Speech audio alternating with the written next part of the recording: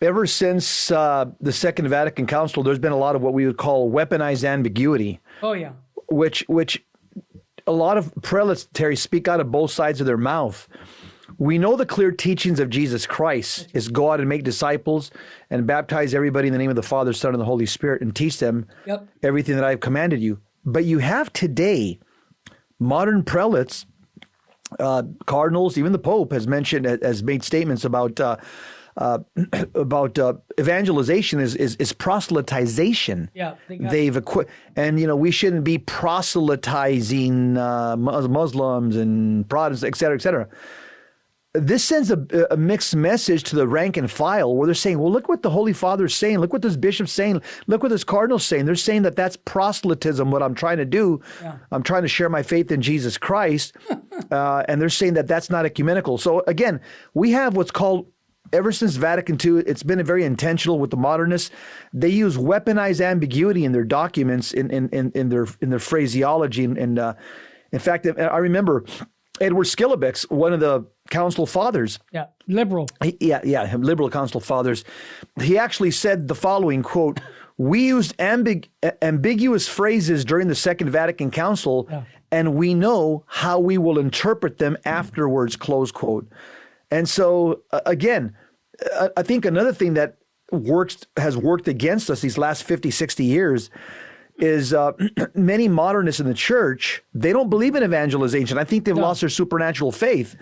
They use what Tim Gordon calls secret codified heteropraxy. Secret codified heteropraxy. In other words, it doesn't matter what the documents of the church say about evangelization. We don't care what the original meaning says. We're just going to pour a different meaning into it, and we're just going to force it down people's throats. And we're going to say, this is what the documents mean. Forget about what you read in the documents. We'll tell you what it means. And evangelization is proselytization. And so, again, but as Catholics, we just got to go back to basic New Testament theology. Exactly. We got to go back, and we've got to do what St. Peter, St. Paul, the apostles did. We've got to share our faith in the person of Jesus Christ, because truth is a person. I was talking to a Mormon last night, and she was a young mom, and she says, "So what is truth? What is truth? I thought I was in the truth for 30 years. Now you're telling me that it's not true. What is true?" I said, relax. I said, truth is a person. It's not a creed. It's not a book. It's not a magazine. It's not a poem. It's not a creed. It's a person, the person of Jesus Christ of Nazareth, the second person of the Trinity. And then I said, well, why can't I be Mormon then and believe in Jesus Christ of Nazareth? Because I believe in him. I said, well, here's the problem, is that Jesus, remember our basic fourth grade English classes, a noun is a person, place, or thing. Yep. So Jesus calls himself, I am the way, the truth, and the life in John 14:6. The Bible also says that the church is a noun. It's a thing. The church is a pillar and foundation of truth. So I asked this lady last night, this Mormon, I said, so the New Testament says that Jesus is the truth and the church is the truth. Is that in conflict? I said, no, it's not in conflict, because the church, Ephesians 5:21, is the bride of Christ. So to fall in love with Jesus and open your heart and surrender your life to Jesus is to open your heart and surrender your heart to his bride, the Catholic Church.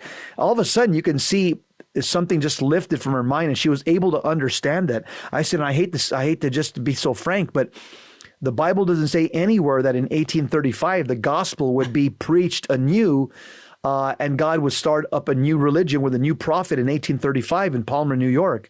I said the Mormon religion is a false gospel. Yeah. And she accepted it. It was a very good conversation. Great. But again, I mean, Terry, it's just New Testament theology. Jesse, what you just did is what we need to be doing more of. Think about, I'll make a case in point, the Panama Conference, where the Franciscans been down there for 40 years and never baptized anybody into the church. Because you know what it is, Jess?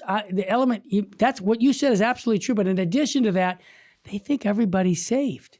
They don't need baptism. They don't believe in the gospel message of Matthew chapter 25 about going out and preaching the gospel. They think that it's not necessary because, hey, God doesn't expect everybody, God's just going to bring everybody in and, don't worry about it.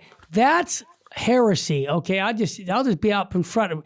No, universal salvation has been condemned by the Catholic Church over many years, and I think what we have to do is go back to the fundamental, perennial teachings of the Church and the saints, and that's what we do here at Virgin Most Powerful Radio, and that's why we get condemned by liberal people, because they say, "Hey, you guys are pre-Vatican II. Hey, man, you're what?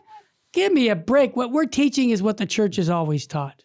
Exactly. And Dr. Peter Craif, one of the arguments that he makes is that the problem that we have so many nuns, N-O-N-E-S, amongst young people is because authentic evangelization has been replaced with social justice. Exactly. So we're trying to make young people these Marxist moral agents of change instead of introducing them into the person of Jesus Christ and his majesty and making them disciples of Christ. We're making a lot of young Catholics disciples of Karl Marx and not disciples of Jesus Christ. And Jesse, that's what we talked about yesterday about the horizontalism of the world right now. We are vertical. We're sending people to Christ, not to, the world. And so this is something that here at Virgin Most Powerful Radio, we will continue to preach on and share the good news of Jesus Christ and the perennial teachings of the Church.